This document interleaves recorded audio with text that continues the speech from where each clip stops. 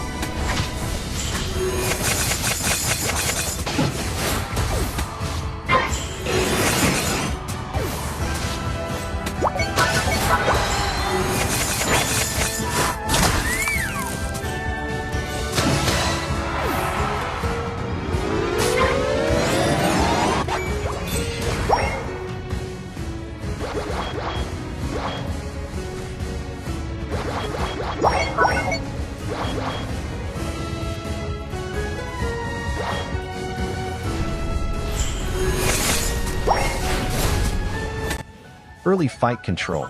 Now with Icy Wind unlocked, I start weaving in more precision damage. I'm rotating between autos and abilities to maximize icicle count. Remember, using basic attacks between abilities keeps your icicle barrage uptime high. At around 6 minutes in, enemy Talonflame tries a flank. That's risky. I kite backward, pop Icy Wind, and he's immediately slowed. Cramorant follows up with Surf. That's our first KO, and I'm starting to snowball. A few seconds later, we secure bottom Reggie, and that's huge for momentum. I'm now 2 levels ahead of the opposing Sylveon, which gives me full control over the bottom lane farm. From here, my focus is on zone denial, using my slows to keep enemies out of our XP and setup. Mid-game rotations. With lane pressure established, it's time to rotate. I quickly clear bottom wilds, then head center to assist Gengar near mid.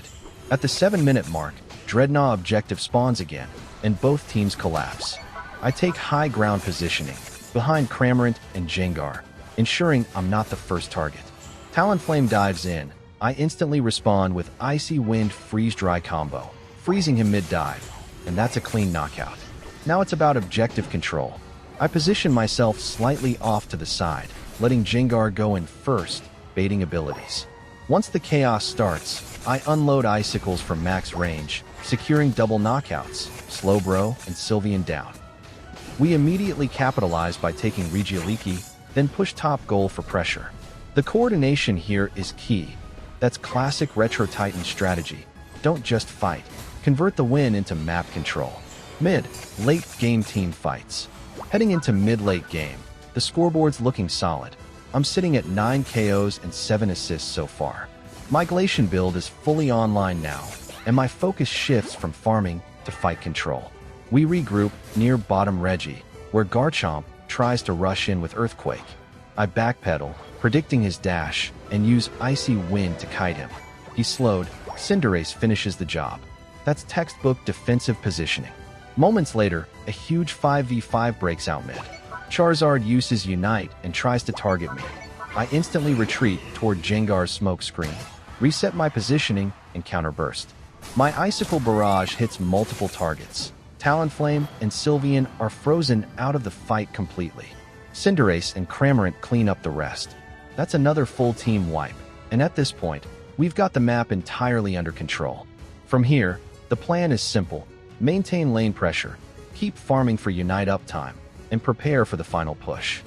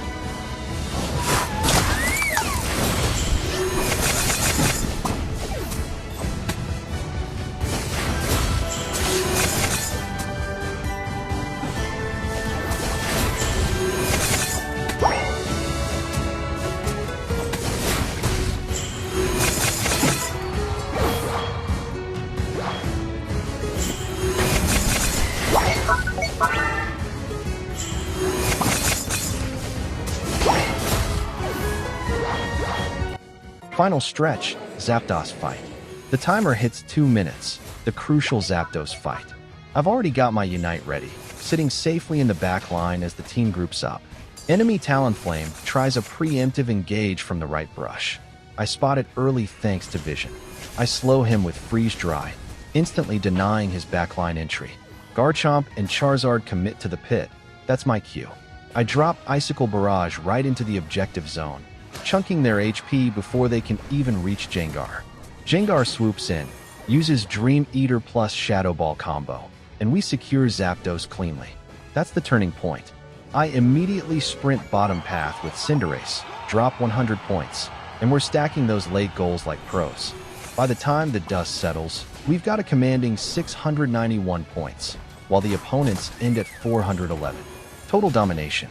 Outro. And that's the game. A masterclass in spacing, positioning, and cooldown discipline with Glaceon.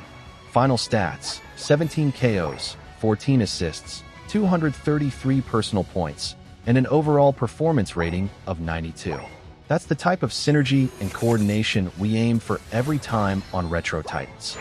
Glaceon shines best when played with patience, using her range and slows to control the tempo of every fight.